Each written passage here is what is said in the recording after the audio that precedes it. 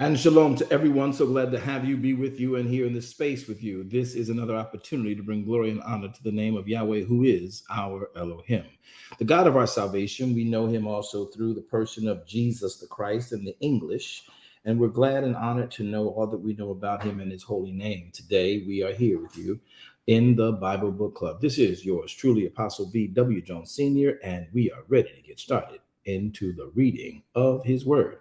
I'm hoping that our moderators will be able to do what they do well, and that is to bring everybody up on platform.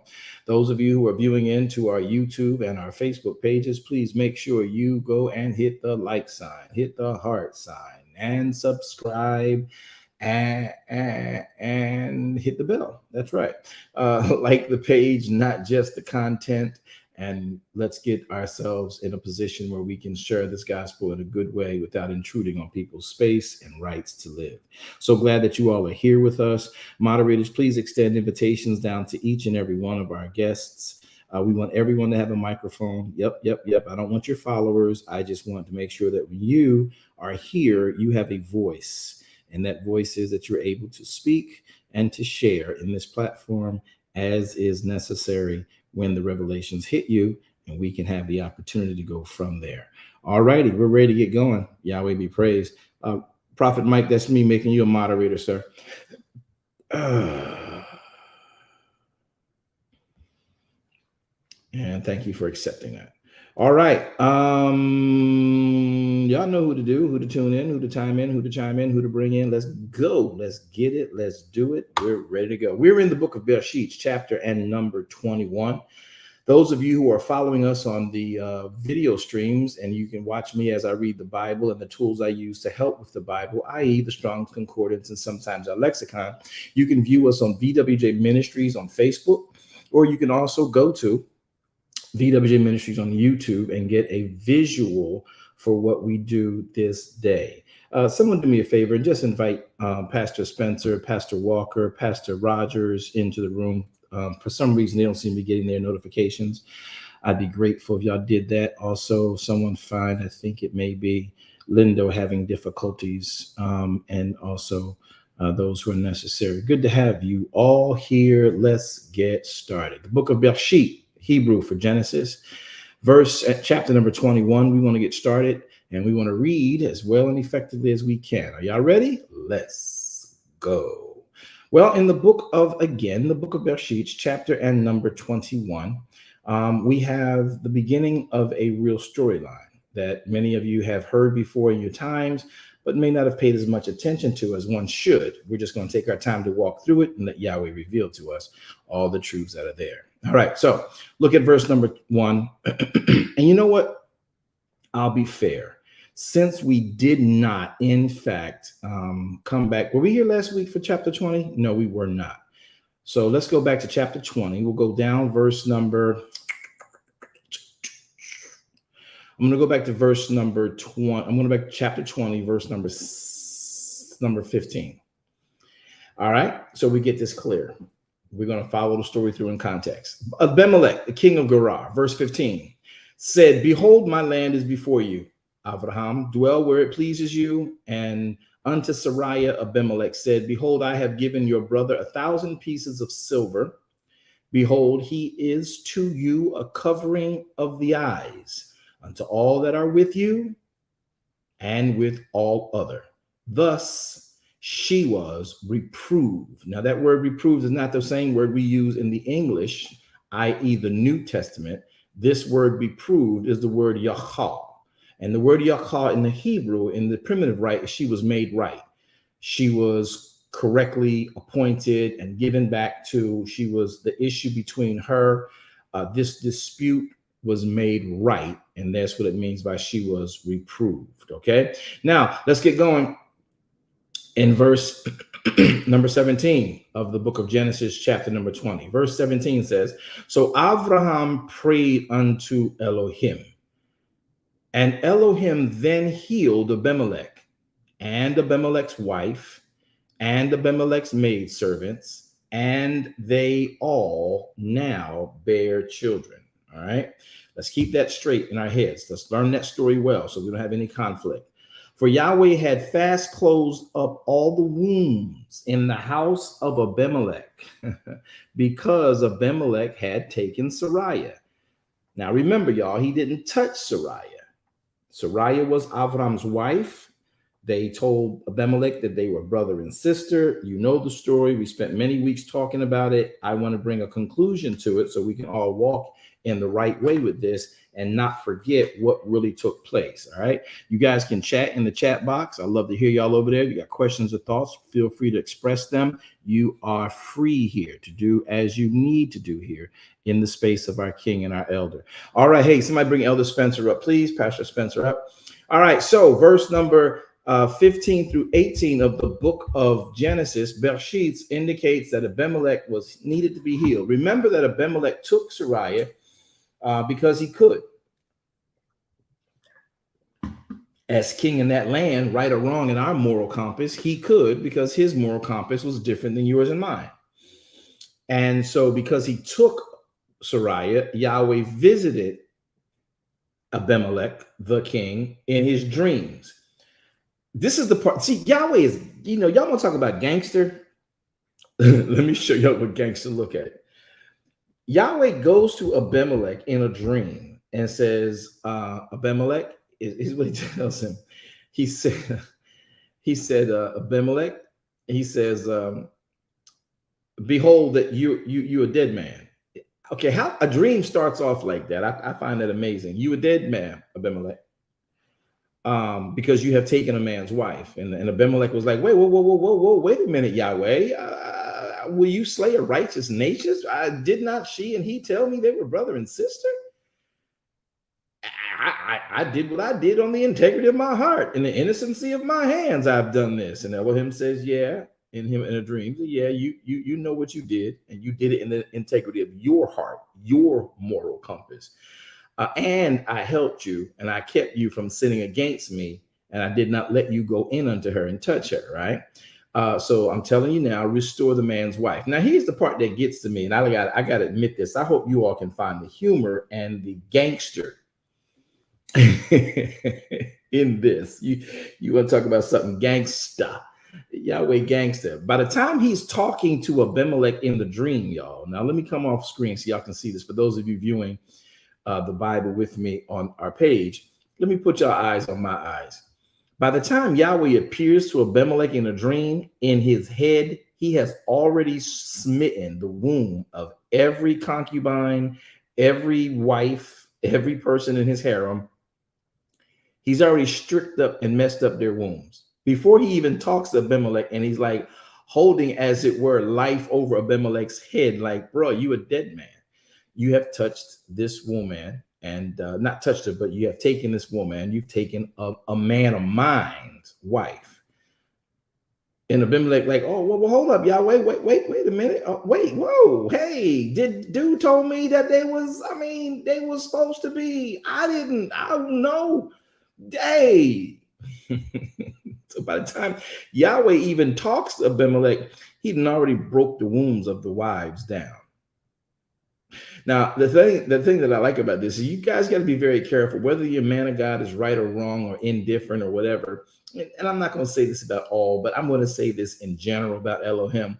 Be careful, what you do, because the very people you may have done whatever to innocently or ignorantly or intentionally will always be the one that needs to pray you out of whatever you got yourself into. Abimelech doesn't even realize it until the dream is done, that Yahweh has restricted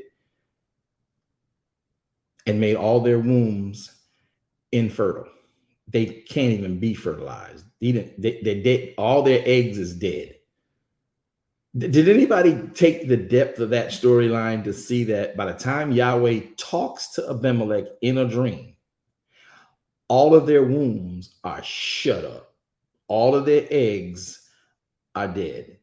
I find that absolutely amazing. And then Abraham, as we get down into the end of the chapter, we're in the book of Genesis, chapter and number 20 and verse number 17. It says, after, watch this, but let's go to verse 16. And Sariah, he told, Abimelech said this to Sariah, listen, for the inconvenience, what I've done is I've given your brother 1,000 pieces of silver. Did y'all hear me?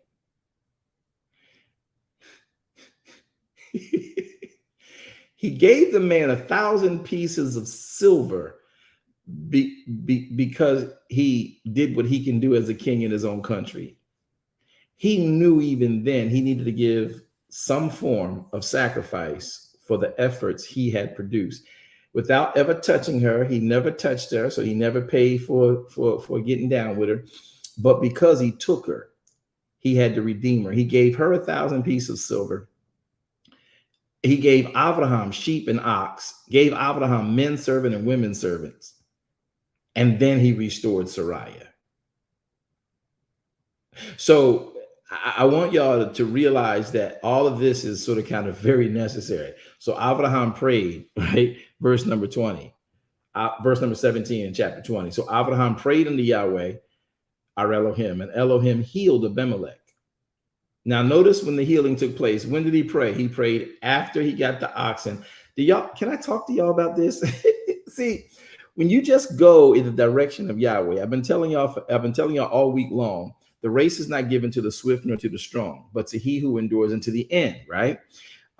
It rains on the just as well as the unjust. I've been telling y'all all this time that but for and by Elohim's grace, there go I, right? There you go, right? Here's the catch I want y'all to pay close and extreme attention to.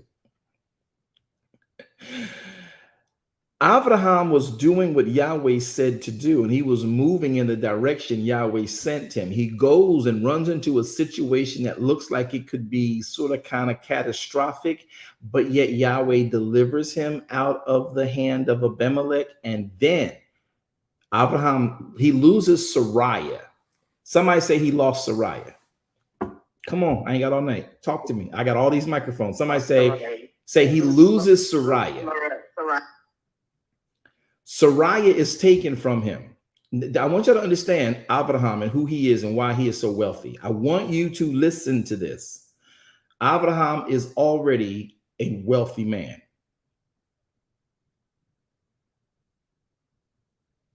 Like crazy wealthy. Like stupid wealthy. He's like a kingdom in his own right. He's now mobile. He is nomadic. He travels to Gerar because he's trying to get to another area, but he's got to go through Gerar to get there. And this king, Gerar, over that region, he got a fetish for women. He don't care if you're the husband or not. If he want her, he taking her, and you will lose your life. So Abraham does what he does, and he says, "Hey, babe, tell him you my sister, or you my brother. I'll tell him, you my sister. I'll tell him you my sister, and that'll at least save me alive, so I can see you again." Somebody say say Sariah was taken from him. Say it. I'm gonna help y'all. Sariah was taken from him. Sariah was taken from him. Only the people who actually said that this is going to fall to, and those of you typing it in, Sariah was taken from Abraham. See, in order for Yahweh to put something in your hand of value, he got to take what you value most. That only goes to those who repeated that in obedience to the instruction I just gave y'all. And I say that on the authority of Ruach HaKodesh. So Sariah was everything to Abraham. Abimelech took it. Now, does Abraham need anything else? Does Abraham need money? Does he need ox? Does he need sheep? Does he need silver? No, he just needed traveling mercies. He just needed traveling grace to go through this man's kingdom to get him and his herds through to the other side. See, sometimes you're going to run into people while you're doing the will of Elohim that take something very important to you, and you will think it's a catastrophic and or a issue of serious concern. And when Yahweh tells you the battle ain't yours, it's mine, he gonna handle it. When he had Sariah, what mattered to him most, taken from him without anything happening to Sariah. Was she safe? Was she protected, y'all? Yes, sir. Yes. Was she covered, y'all? Yes, she was. Does the writ say that she was put in a space by herself? She was not touched. She may have been bathed, but she was not touched by this particular king. He did not come in unto her. Would you say he did not come in? Say he did not. So she was not spoiled, but she was taken. See, sometimes Yahweh will let something be taken from you and let it not be touched, just so what he took out of your hand, he could have Abimelech put even more wealth in your hand. Hallelujah. I need some of y'all to catch that. Yes. I need some of y'all to catch that. See, because watch this. He can't give Sariah back until he actually, look at the writ. Look at it. Verse 14, Abimelech took sheep. He took ox. He took men servant. He took women servants. And he gave them unto Abraham. And then he restored Sariah. So he brought Abraham. Sariah was a woman, right? I need y'all to talk to me. This is a Bible book club. Sariah was a woman, right? Yes. She was a woman. Mm-hmm. Yeah. Did you notice that when he said women up here in verse 14, he says Abraham, he took to give to Abraham sheep, oxen, men servants, and women servants.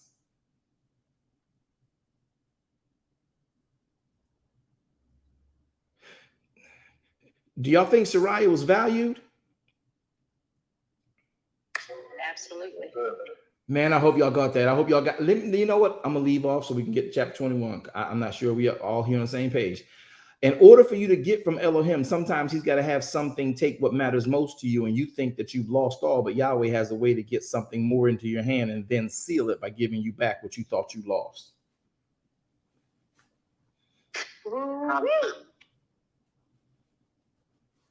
Somebody said it was taken from him. It was taken from him. So more could be given him. The more could be given. More could be given to.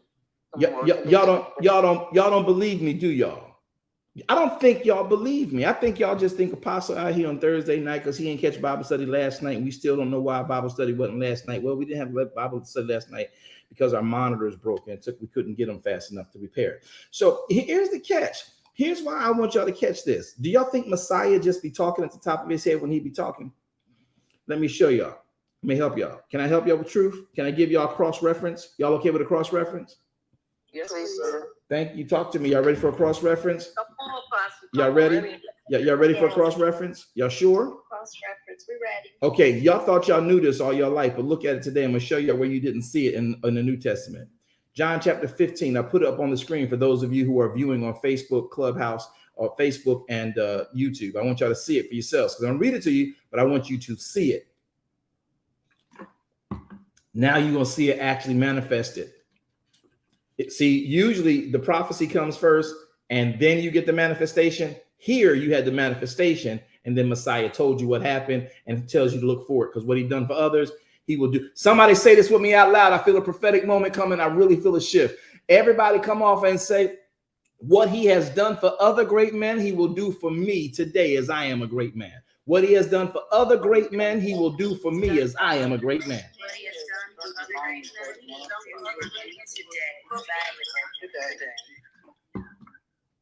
Listen, John chapter 15. Y'all didn't see this because y'all was always caught up in this, talking about I am the true vine.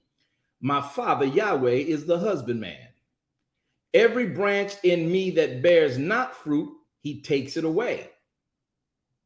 But every branch that bears fruit, he purges it.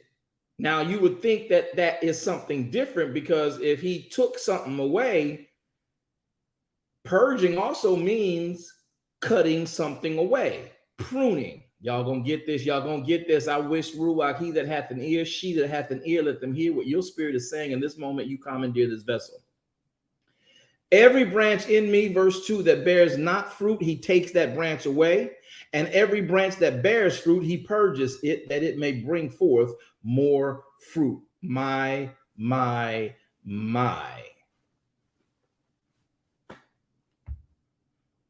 So that's what he did with her. When she started to be able, when Yahweh opened her womb, she now can bear fruit. So Yahweh takes Sariah away in a pruning process, and then watch what he does. Look, y'all, look. In every branch of me that bears not fruit, he takes it away. And every branch that bears fruit, he purges it, that it may bring forth much more fruit. So when he took Sariah, it was a pruning process. It was typology. It was methodology. It was, you can call it metaphoric, but it's really prophetic. What he did in that instance was he literally took from Abraham his fruit bearer, that he can have more fruit. Y'all gonna catch this in about 12 more seconds. I promise it's gonna hit you. Watch. He tells Abraham in verse number 13, Abimelech says to Abraham, what have you done unto me? Abraham said, because I thought surely that the fear of Elohim was not in this place. Verse 12, he says, indeed, she is my sister, she is my daughter's father, but she is my but not the daughter of my mother, and she became my wife. But it came to pass when Elohim caused me to wander from my father's house, he said, this is your kindness, and you will show it unto me at every place whither you shall come, and say of me, he is my brother's. Abimelech took sheep then. Abimelech took oxen then. Is Abraham back in her possession? Is Sariah back in Abraham's possession yet? Is his wife back in his hands yet? Not yet. Not yet. So his hands are still open, right? Yes. I need y'all to really talk to me. I'm serious. I can't be in a more prophetic moment right now. Listen, is Abraham's hands still open? Yes, sir. Yes, sir. They are. Is he expecting to receive that which belongs to him? Yes, he is. Absolutely. Yes. So from the time Abimelech took Sariah out of his hands, Abraham's hands have been open, waiting for what belongs to him to return. Yes, sir. So verse number 14, I'm gonna see if y'all catch this. I'm gonna read it for the 5th time tonight. Abimelech took sheep and oxen and men servant and women servants. While Abraham's hands were open, looking to receive of the king what belonged to him, Abimelech puts this, anybody ever, help me, Ruach. Anybody ever padded something for a baby? You put pads and quilts and pillows into the crib for the baby because you don't want to put the baby on the hard crib. Yes. Yes. You ever bought a gift for somebody and had a gift bag and you had to put that gift tissue in there, that pretty decorative tissue that would soften the base and the bottom of the bag so they couldn't tell what it was? Because when you ever put tissue inside? So basically, Abimelech is patting the hand of Abraham before he gives back Abraham his principal possession. He put sheep, he put ox, he put men servants, he put women servants, and then he restored Sariah, his wife. Oh, and by the way, by the time he put Sariah back into this newly padded hand that Abraham has open, Abimelech then says, look, my land is in front of you. I'm going to help you actually feed and give drink to these that I'm giving you. My land is in front of you. Wherever you please to travel, you are free to travel. Don't you worry about a thing. Abimelech then says, my land is before you. Dwell where you want. Then he said unto Sariah, my bad about the mistake. Here's 1,000 pieces of silver. I have given that to your brother. And I've given him the ox, I've given him the sheep, I've given him men servants and women servants. I've given them to your brother. And you need to know he is to you a covering of the eyes, and unto all that are with you, and with all other. Thus she was then corrected.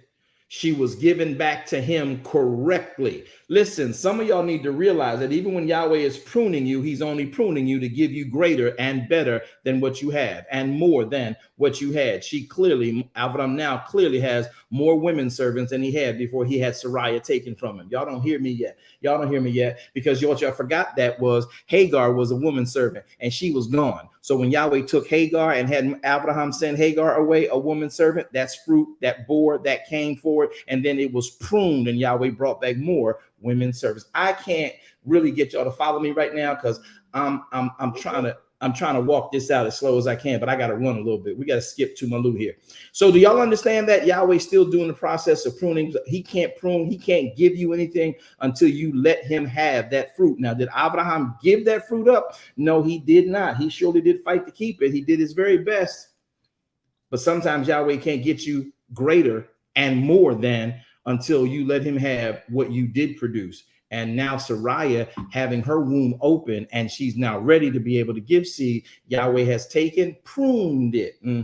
Every branch that enemy that bears not fruit, he takes it away. But every branch that beareth fruit, he purges it for the purpose of it bringing forth more fruit. So I don't know if you can see that when Sarai was taken from the hand, the branch of Abraham, Yahweh restored unto that branch much more. Glory. Thank you, Yahweh. Nobody? Apostle just being deep. Okay, let me keep moving. Let me keep moving. So now verse number 15, I'll finish this, verse number 17. So then Abraham even prayed, like I told you if y'all got here earlier, that Abraham had this issue that Sarai was taken. Before Yahweh spoke to Abimelech, he had already shut up the whole camp. He made the whole camp sick unto death. They didn't even know they were sick yet.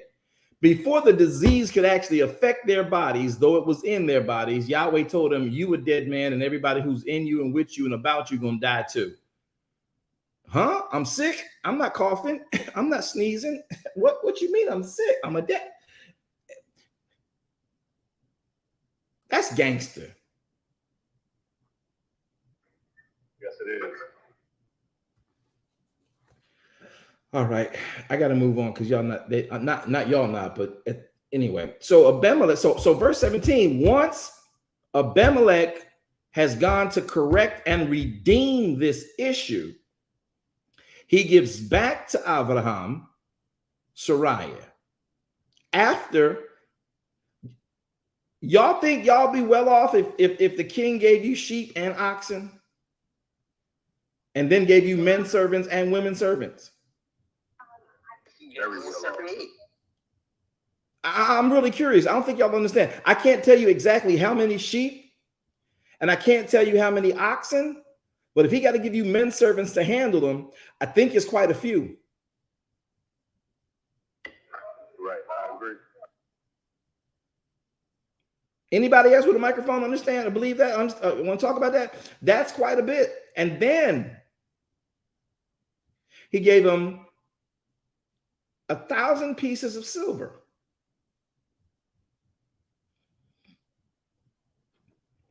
All right, I'm sorry, y'all. This only intrigues me. I'm sorry. Let me move y'all along the way y'all want to be. So Abraham prayed unto Elohim and to heal Abimelech and Abimelech's wife and Abimelech made servants so that they could bear children. For Elohim Yahweh had already fast closed up the wombs of the house of Abimelech because of Sarai, who was Avram's wife. Listen, so it took Abraham to pray by Yahweh's instructions the infirmity that they didn't even know was on them off of them. See, you got to be careful. Let me look at y'all in your eyeballs because some of y'all might not like this. Let me look at you in your eyeballs. I want you to catch this. I know this not because I'm reading this Bible alone. I know this because I have personal experience with this. You be careful, because we like to cry this, touch not mine anointed to do my prophets no harm. Everybody doesn't qualify for that. Everybody doesn't, but there are those who do and are sincere, and they may mess up, they may do whatever, and you take them and you throw them under the bus and all this, or you take what they have thinking that you can bully them, or just by some sheer all autonomy you think you have, just take advantage of something. Listen, you will have, listen, there will be stuff that you don't even know has affected you. Some people walking around here sick right now with a virus, a germ is just sitting dormant in their bodies, and they don't even know it's there. These people did not know that they had been infected by whatever. I don't know what Yahweh put. All I know is their wombs were shut up. They ain't even know it. He in a dream talking to it. I'm telling you right now, you be careful, because you don't know. I know Yahweh made this heaven and this earth. I think he know how to slip something through your pores and put you in a real physical condition. Y'all don't like that conversation. Y'all don't like that conversation. You talking like God is some kind of a mercenary. I'm just telling you what I know, not what I heard. I'm telling you what I've seen, not just by reading in the Bible. So you will need the person who you have come against in some way to literally pray you out of that situation. Abraham had to pray for Abimelech's house to return to normal, because Abimelech suffered Abraham's house to abnormality. But at the same time, Yahweh nominated Abraham's house for increase. Somebody say, I've been nominated for increase. If they took it, I've been nominated for increase. If they took it, I've been nominated for increase. If they took it, I've been nominated for increase. Verse number 21, chapter 21, verse 1. And Yahweh visited Sarah as he had said, and Yahweh did unto Sarah as he had spoken. And she conceived, y'all, and bare Abraham a son in his old age, at the set time which Elohim had spoken to him about. Verse 3, Abraham called the name of his son that was born unto him, whom Sarai bore unto him, called him Itzhak. Now the word in the name Itzhak, y'all, I'm pulling it up for you to see it in a concordance on your page if you're watching on Facebook. It's Itzhak, yit. You want to put the Y before it. Remember, y'all, there is no J in the Hebrew language. There is no J in the Hebrew language. Okay. So there's really not even, the word is really not in the Hebrew. It's not Jew. There's no J in the Hebrew language, just that word. All right. And that's not even a word. That's not even what they're called. Watch this. So watch this. Itzhak means laughter and also can mean mockery. Itzhak is the son of Abraham. Okay, so it means laughter. All right. Because why? Sarai laughed when Yahweh said he was going to do it. Did y'all remember that? Yes, sir. So verse number 4 says, and Abraham circumcised his son Itzhak, being 8 days old. How many days, y'all, is Sukkah, the season, the actual week, the Sukkah feast week? How many days is that? Anybody know? Roundtree. Go, Roundtree. 8 days, sir. 8 days. Okay, cool. Y'all let that sink in. Abraham circumcised his son Itzhak, being 8 days old, as Elohim had commanded him. Was the Torah around then, y'all? No, it wasn't. No. Y'all need to know that Abraham is in the Torah, but Abraham did not have the Torah. Y'all know that, right?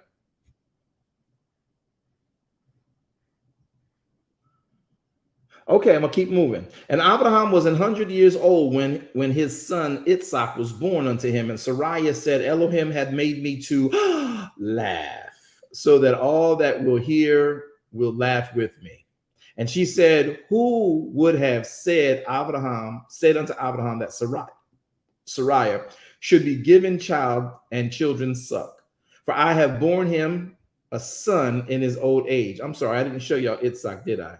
I meant that. I'm sorry, I took your screen off. Here you go. Your screen is back now. Verse number 7. So Sarai said, who would have said that Abraham, or said unto Abraham that Sarai should have given children suck? For I have borne him a son in his old age. Verse 8, the child grew, was weaned.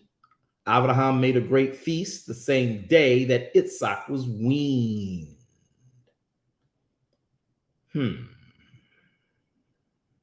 Now, how many of y'all care? Nobody. I'm trying to go slow, but nobody's picking up on this. Anybody?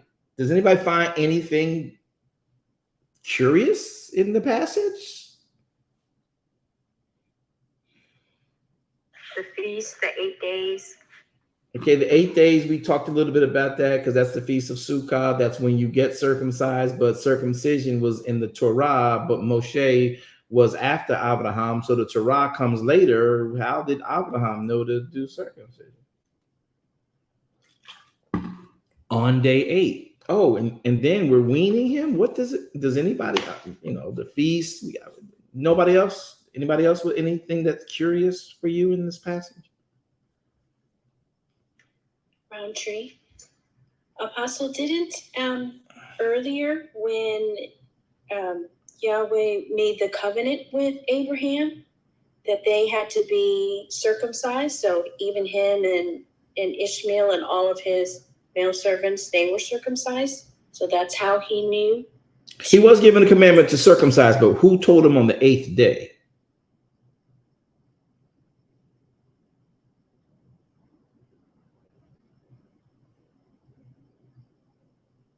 That would be something that I would search out if I was y'all, because we automatically think. Here's why, Roundtree. I want to make sure everybody look at it. Let me come off mic because I know I've lost a lot of viewers already on that, but that's cool too. Listen, here's the catch. I want to say this again because I really don't think this is sunk in yet. I'm gonna say it again. I don't think it's sunk in yet, and that's not a negative. It's just a real thing. Abraham is in the Torah. Abraham did not have the Torah.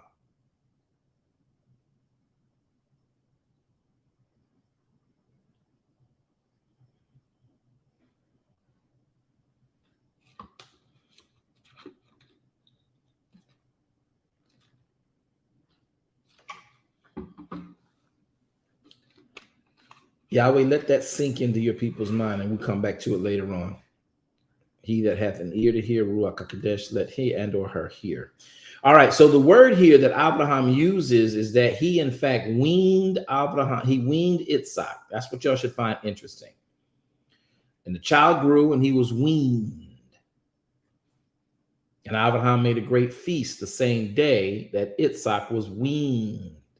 Anybody know what this weaning is?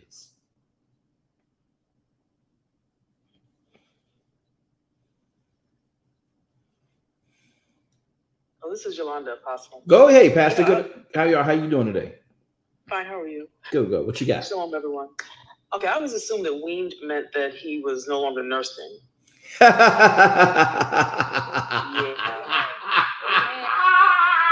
By your laughter, I see there's more to that.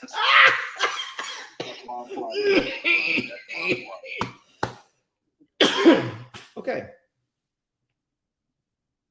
Thank you, Pastor Yolanda, and thanks for letting me have fun with you. That's what everybody thinks. And the child, not the baby, the child grew. See, y'all got that now? This is why I tell y'all in the English. Yes, I got it. This is why I tell y'all in the English, and the Greek, and now your modern day English Christian church, when you read simple phrases like this, it's an indictment of how you interpret improperly the writ. And therefore, if this isn't understood, I can assure you, you have missed so many other important clues that connect the word of God to your modern day situations and what happened in the New Testament. The child grew, not the baby. The baby wasn't weaned. The child was weaned. The word wean here, and when I show y'all this, I want y'all to tell me what you now know. I want y'all to pay attention. Look at the definition, Strong's Index H1580. The word for weaned was the word gamal. The primitive root word for the word gamal means to treat a person well, or in some cases ill. There's a pendulum swing. But then it says to benefit or requite. By implication, that person of toil, to ripen.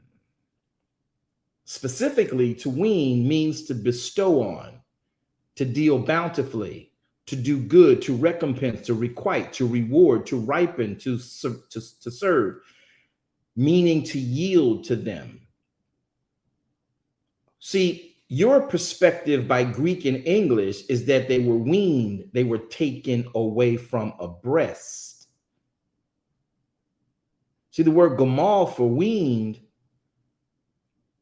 is what you now know if you know anything about the Orthodox and Messianic and Jewish Orthodox and Messianic way of life. Can anybody tell me what happens when a child comes to the age of accountability? I don't know, 12, 13 years old? Say your name, please. Marie. C. Marie, go. It's the bar mitzvah for when a young man becomes an age of accountability. Bingo. It's a bar mitzvah. When that age of accountability happened for the young man, it's called a bar mitzvah. For the young woman, it's called a bat mitzvah. Anybody ever had your children invited to one? Yes. So what happens is, listen, this child is now being weaned from being a child to now being made a young adult. That happens at the age of 12 or 13, usually when the young boy is now having the productive glands of spermatozoa very active. And, or for a young woman, when she in fact now is having her cycle. She is being weaned from childhood and she's now being made a young woman, or he is now being made a young man. And to do that, they bestow good on you. So when you go to a bar mitzvah, you are experiencing a weaning of a child. See what I mean? When you don't know culture, you don't know this Bible. You have no idea what they're talking about because you don't know culture. You've put weaning as taking them off the pap. Metaphorically, it can be because you're taking them out of the pap of mom and dad's bag, and mom and dad now are giving you and bestowing on you. In some cases, many of you might know this. Many of you might know this as what we call, well, probably most Christians and particularly African Americans and or certain other people of our classification don't know. These are where trusts begin. Banking instrumentations of trusts, literally based on trust. So when these individuals of this culture back in the day, it's changed over the years just a little bit, but the principle, the premise is the same. You, child, are now being given adult responsibilities. I have set up for you and bestowed this wealth for you, but you got to get through. Let me put it in modern day terminology. Can I break it down in modern day terminology and what it should equate to today? Can I help y'all with that? Can I help y'all? Y'all want me to help y'all? Help us. Yes, please. Yeah. Y'all just don't sound excited. So what happens is they're saying to this child, weaning them off of mom and dad spoon feeding you, hand feeding you, now child, you're a young adult. You're expected to carry your own weight. But here's the deal. I've got this wealth and generational wealth that's been laid up. Wait for you. Auntie and uncle and cousin and them and great grandmom and great granddad and grandmom and granddad coming by, and we're all going to give you, we're going to bestow on you, we're going to treat you well, we're going to give you the benefits that we've been holding on for you, we're going to deal bountifully with you, we're going to begin to reward you because you are now ripening as a human. Wow. And now you are going to be held accountable. We trust you. Today means we trust you. I'm going to put this in a trust fund for you. I'm trusting you. Certain parts of this trust will be predicated on you coming through school, high school, and college without a child out of wedlock. Certain parts of this trust fund, my trust in you, and when you don't break my trust, I will fund you, and your house is already sitting over there deeded up. I'm also going to give you a second house because Auntie brought one over for you that has tenants in it and it's deeded up to your name, but you got to make it through school and get this degree. You got this family member over here has a small business portion that you also have now ownership into, you have shares in, but it's going to be contingent on us trusting you to get out of your school, out of this weary stage of life, trusting instructions, and then becoming effective for our communities so you can have the reins passed on to you when you become a full adult. And then we can know you have come through. We've trusted you to come through this well, and all of this is bestowed on you. This is the premise for what you guys don't, I want to say this the wrong way, but I'm going to say it no matter what. This is the premise for a trust fund.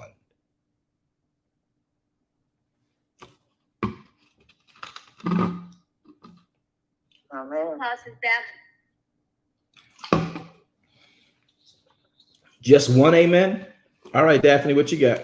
Amen. Go, Daphne. This is true. I'm here, sir. So I'm taking it that Isaac was weaned and went through the process of the bar mitzvah or becoming a young man, but the other son Ishmael was not taken through that process. So is that why he was mocking the process of Isaac's weaning and everything? No, it doesn't say that Ishmael was not given a bar mitzvah. This has got nothing to do with Ishmael. Nothing. This is all Itzhak. Now, Ishmael, I do believe, went through a process where he had bestowed on him what would be for him. But that's not what we're talking about in this text. So the mocking was not, what is happening by the time. No, right. Hold on. Back up, Jones. By the time Shariah is going through what she's going through, and Hagar is going through what they're going through, this is where he is mocking him, and it is where he is looking at what's being bestowed on him. It's almost jealousy. But it doesn't indicate that Ishmael did not receive a similar type of party. It doesn't indict that. But we do know at this point, because Itzhak is the baby of promise, and he is definitely treated differently. But at end of day, Daphne, you made me backtrack to catch something. It is true. This is right after, I think in a couple of verses in this chapter, Hagar is going to be dealt with just in a couple of verses. So that's true. All right. So with that having been said and understood, yes, Daphne, that's exactly what I want you to deduct from and deduce from that passage. All right. Great point, Daphne. Who's next? Can I share a trivia about what you guys were just talking about, sir? A trivia. All right. Go ahead. So I've been studying Hebrew and learning it. And so I've been in a Hebrew class, and what I learned was that word mocking is the exact same Hebrew word when Isaac was sporting with Rebecca, you know, when he lied and said that she was my sister, Mm-hmm. and the king looked out the window and saw Isaac sporting with Rebecca. Mm-hmm. They're both the same words. And so what the Hebrew scholar was telling us is that, you know, sometimes translators try to clean up, you know, they don't want to obviously say really what was happening, but Ishmael was actually doing something inappropriate to Isaac. And that is why Sarah got upset. But the word, they're the exact same word, H6711. So what Ishmael was doing to Isaac was the same thing that Isaac and Rebecca were doing. I hate to do this to you, especially on platform. I heard that concept come from another area when we were studying Hebrew. I can't subscribe to that to this end. Please don't be offended, but I didn't expect that conversation on platform. What Rebecca and Itzhak were doing were sporting. They weren't smashing. They weren't in some they were sporting. They were literally you know, having fun with each other like two people in love. Ishmael was not doing that with Itzhak. He was mocking in the sense of antagonizing like a big brother to a little brother, but then based on the mindset, that's a whole nother avenue of dialogue. And this is where I have, and keep in mind, while you all are doing Hebrew, I want everybody to learn Hebrew, but remember you're learning there's three types of Hebrew. There is the Hebrew, which is the ancient Hebrew, the biblical Hebrew, and then there is the modern day Hebrew. And just like we do in the Bible, we assume certain parts connect to us, like the weaning process, which is where I took y'all, because we just assumed weaning was weaning off the pat, and it's not. Weaning was bestowing on this boy and blessing this boy and empowering this boy and giving him a portion and a trust of his generational wealth. So at 13, 14 years old, he's basically the prince. Now, that word may be the same, Elder Roundtree, but keep in mind when you're going through the Hebrew that they have the Hebrew of biblical versus the Hebrew alone of modern day. And that was my issue when I was coming through Hebrew. And that's actually how I got caught in a place to search out the Greek, because the two words I was studying didn't match up. And that's how I found out there's three different types of Hebrew. There is ancient, there's biblical, and then there's modern day. And a lot of times our professors at school, because it's another language like Espanol, there are 5 different versions of Espanol. There's ancient, there's Italian, Latin, then there's, and people don't realize it, but Espanol is connected to Israel. And so we have to make sure that whoever is teaching, we have to know where they're coming from. It just can't be Hebrew and just because someone labeled themselves a rabbi. No disrespect to anybody or any professors out there. If you know what I'm talking about, you know what I'm talking about. So I cannot say that what Ishmael was doing to Itzhak in the next verses down is the same thing that Sariah, or I should say Rebecca, was doing with Itzhak years later. Those two sportings, though it's the same word, they were doing two different things. And Rebecca and Itzhak sporting wasn't them in front of Abimelech or out in the yard of Abimelech. The next Abimelech, Itzhak's king of Gerar, that's it. That's this Abimelech's son, and we're getting ahead of the story. So I'm with you, Elder.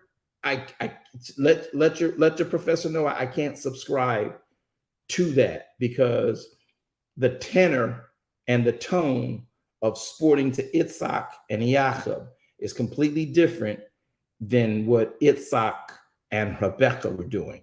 So there was no Noah moment here. Okay. They're not the same. Ishmael was being extremely bullying.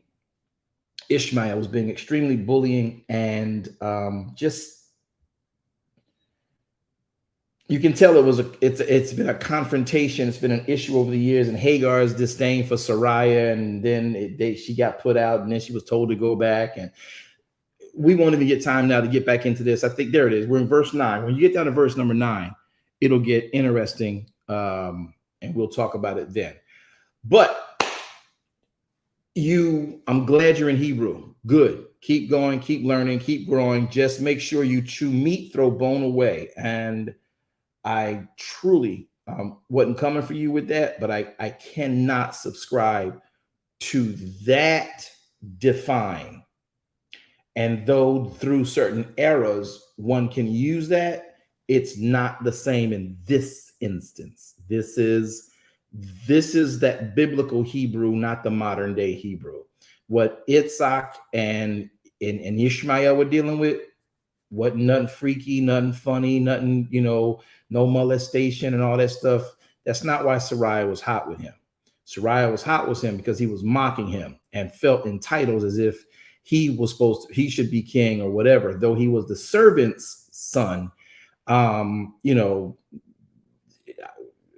Hagar got some thoughts in her head about Sarai. We know that from the beginning. And so we don't know what Hagar was telling Itzhak or Ishmael in their tent, that, you're going to be, and Abraham's going to take care of you. You're going to be the next king. Forget Isaac. I got his first child. And that's the way it is. She don't know what God is trying to get accomplished. But Ishmael is playing with this boy based on how he's been taught to play with this boy.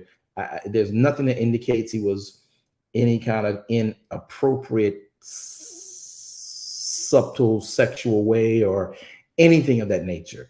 That sporting with Rebecca and Itzhak was two lovers doting on one another in the courtyard.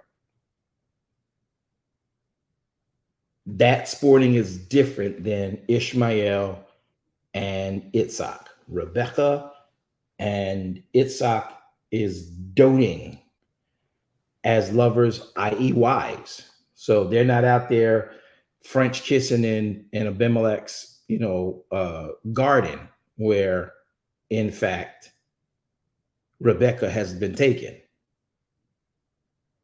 and let out. And then he sees them out in the yard. Wait a minute, what's going on? Why is she over there with him? And they not smashing. They're not out there having any inappropriate conversation, but you can tell they're doting on one another. Pretty much like Rebecca did when she was brought to Itzhak in the chapters to come. And she jumped off of her horse and she danced to the tulips to get to him. So that I can say, but that's a great add. And I think that people need to know that, Elder Roundtree, that there is a need to realize that's why we also teach it here, that you need to know the definition. So the mocking and the celebrating in that word are significant. And you got to know where that pendulum swings in the context of your storyline.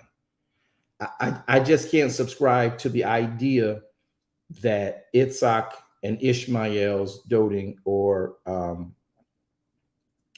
mocking was the same as Rebecca and Itzhak. That makes sense, Elder Roundtree? Elder Roundtree? I'm here, sir. That makes sense? You understand what I'm saying? I do understand what you're saying, sir. Great. And thanks for adding value to the platform. All right, y'all, listen, because now we got to get going, because that was going to be not that part, but we're going to be talking about a piece of that in Real Truth on the next program. So we're going to come back and start next week right here on Genesis chapter number 21, where Yahweh does visit Sarai, and then we're going to get through this entire chapter. It's going to be some interesting reads and cross-referencing. So people, please come back. We'll be on time, and we're going to talk about it. I had to stay in Genesis 20 because I wanted to make sure prophetically you understood when Yahweh takes what matters most to you and lets the enemy take it. It's a setup for an increase in your life. When Yahweh lets the enemy take what is your most valuable item, it's a setup for increase in your life, and then he's going to restore the very thing you were holding on for when he let the enemy take it. Yahweh, thank you for the word. Thank you for your will. Thank you for this time. Thank you for these, your people. Thank you for the influx of information. Thank you, Father, that people are expanding their knowledge and going and learning the Hebrew language to whatever degree that we can. And Father, thank you for those who are understanding how the feasts are tying into the writ, the 8 days of circumcision. Father, the feasts, Father, the trust fund. We're talking and understanding what weaning looks like, what it meant in that biblical day of Torah. Father, thank you for opening our eyes slowly but surely as we desire to learn and know you in greater and newer capacities, praising your name for your word that was sent to heal our land. Teach us now, let it marinate in our hearts that we might grow greater and stronger in the things of you and you alone, in the precious, mighty name of Yeshua HaMashiach, we do pray, and we say, Amen. All right, everybody, let's get started. It's been a joy to be with you guys. I'm praying that he keeps you in every possible and potential way. Remember, without Elohim, we have nothing, but because of him, we have everything. And he sent his word to heal our broken lands. It was broke before we even entered in. He sent it to us, so while we walk in it, we can be healed in it. What he's done for others, he will do for you. Now, may Yahweh bless you and keep you. May Yahweh make his face to shine upon you and be gracious unto you. May Yahweh lift his countenance upon you and grant you all 13 attributes of his shalom. This we pray in the precious name of Yeshua HaMashiach. We all say, Amen.